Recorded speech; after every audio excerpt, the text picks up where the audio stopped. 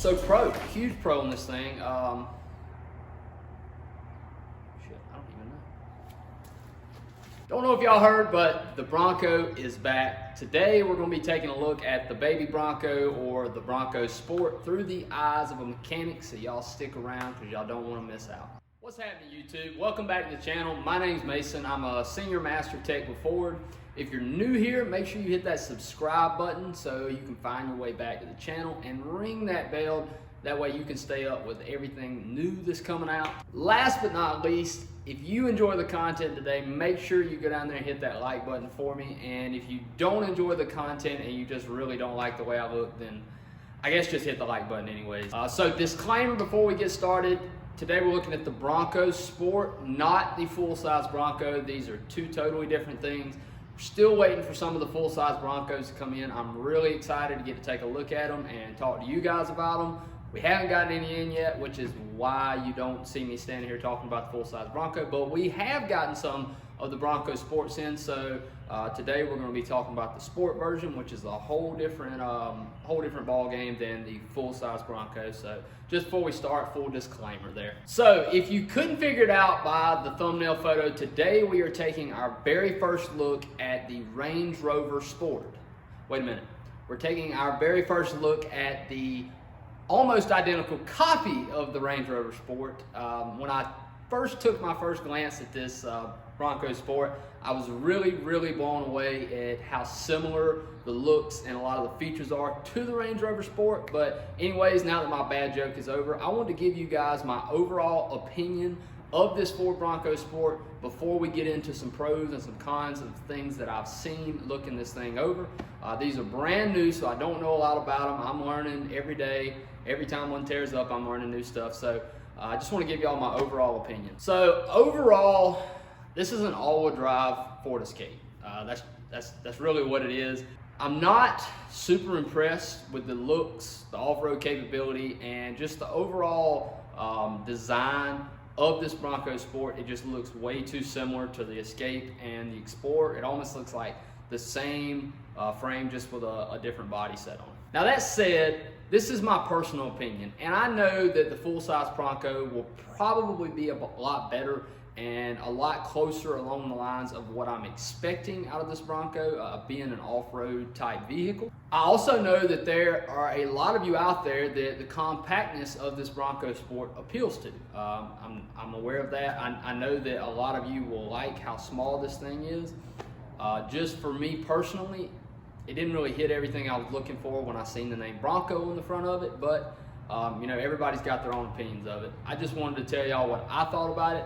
Hopefully the full-size Bronco will fill this huge hole I have in my heart that I really thought we were getting something special with these Broncos, so I'm still holding out, waiting to see. So I made a very similar video to this a while back on the Power Boost F-150. If you haven't went and checked that out, video will be somewhere up here. You can click on that and go watch that if you want to. But in that video, we did a pros and cons list, and it really worked out well. What we're going to be looking for here that's going to put something in the pros list or in the cons list, we got three things we're looking for. We're looking for affordability, reliability, and usability. Basically, can you use it? Is it worth even having?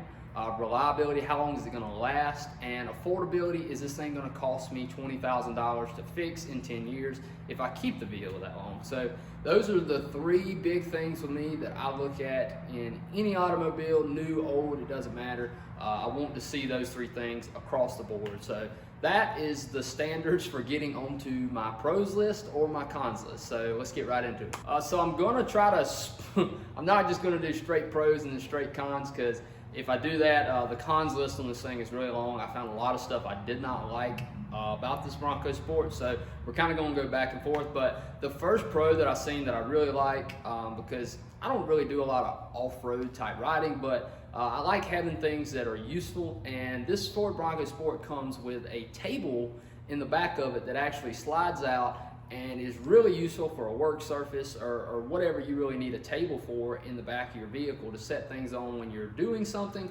I just really like that feature. I like that they threw that in there. Our first con, this is something that I talked about, is the same setup on that Power Boost F-150. I think this is going to be across the board for Ford in 2021, but this is the integrated HCU master cylinder and ABS module.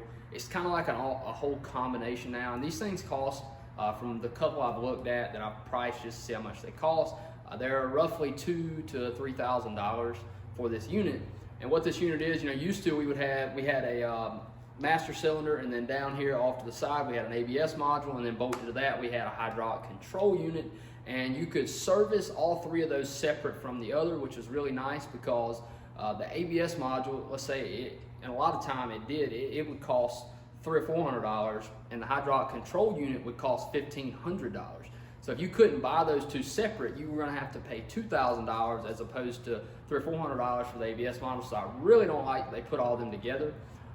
It also doesn't really look good. I feel like it's just like this big blob back there on the firewall of just a computer and all kind of brake lines and stuff. So I just really don't like that feature at all. I don't like that they're doing that now, but that would probably be one of my biggest cons with Ford in the year 2021 is that whole unit they got bolted to the firewall. Second con, and this is, I don't know if this is going to be on the full-size Bronco yet or not, but I know on the Bronco Sport, this thing has aluminum control arms, which I do not like at all for an off-road vehicle. If you're going to be taking this thing out through the woods, I know some of our customers are really rough on vehicles.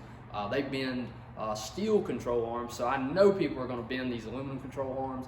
I just don't feel like the aluminum is going to hold up a long time. I know it's lightweight and it helps with weight reduction and all that, but I like steel control arms. I feel like they're a lot more sturdy and they'll last a lot longer. So that was another big thing I seen. Second thing that I really didn't like with the suspension on this thing, they advertise it an off-road vehicle.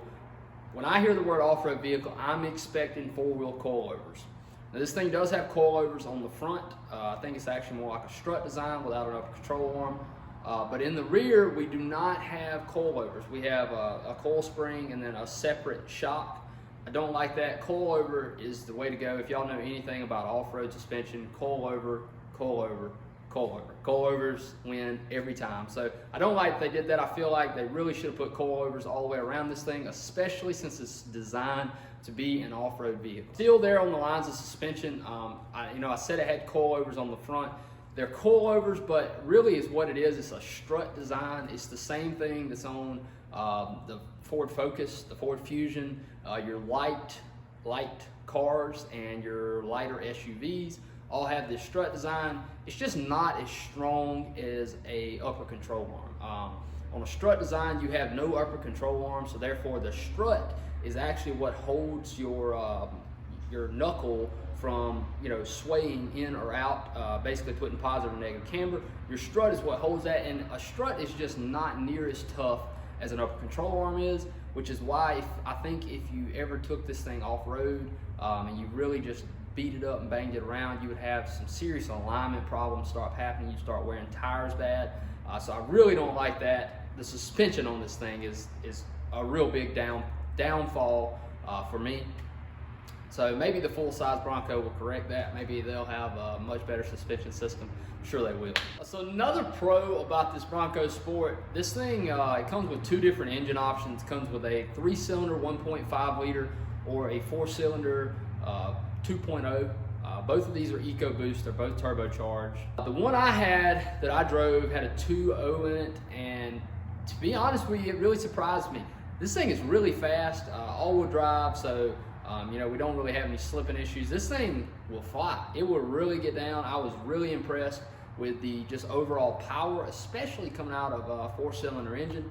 So that's a huge pro in my book. We always want more power. We always want to go faster. So another pro that I see as a mechanic, I've been doing this a while, that I seen on this thing. So it's an all-wheel drive vehicle. It's a brand new design, but when I look at it, it's very, very similar to the older Explorers, like the 17, 18, 19 design Explorers that had the PTU. So we've been doing this long enough that I feel like they got it close enough to the Explorer that we pretty much worked out all the bugs out of this all-wheel drive system. So I think that the all-wheel drive system will hold up for that reason, because we've been doing it the same way for so long. So that is a pro in my book. So this last con is I mentioned it in my last video on the F-150. It's not really a Bronco or an F-150 thing. It's more along the lines of a Ford thing. That is the integrated headlights. I really talked bad about it last time. Since then, I've kind of done some thinking, and it is a con in my book, and the reason that it's a con is because you cannot replace the bulbs in these headlights. You have to replace the whole assembly, and what really makes it a con is how much they cost. These are $1,500, $2,000 headlights. You tell the customer that they need a $2,000 headlight because they had a bulb burnout, and they're just not happy about it. I understand on Ford's side, you know, on the engineering side, that we got to keep progressing. You know, if we're still running halogen, everybody else will be making fun of us because we're running halogen bulbs when, you know, LEDs and HIDs are the way everything's pushing. What I do wish they could have done is made this part a little bit more cost effective, because it's just not good to have a $2,000 headlight every time you have a headlight bulb go out. So that's a big con for me. So that's pretty much going to conclude our pros and cons list, and therefore conclude our video. If you enjoyed everything you've heard here, and you think you might have learned something, if you don't mind, go down there and tap that like button. It really helps me out when I see you guys liking these videos. If you own a Bronco Sport and you think I'm full of crap, and you know it's just the greatest car ever in your mind, then you know, I'm sorry that I talk so bad about your ride, but it's an okay car overall. I just wasn't super impressed from you know, what everybody was putting it out to be, you know, before I actually got to see one. So I appreciate you guys watching, and we will see y'all in the next one.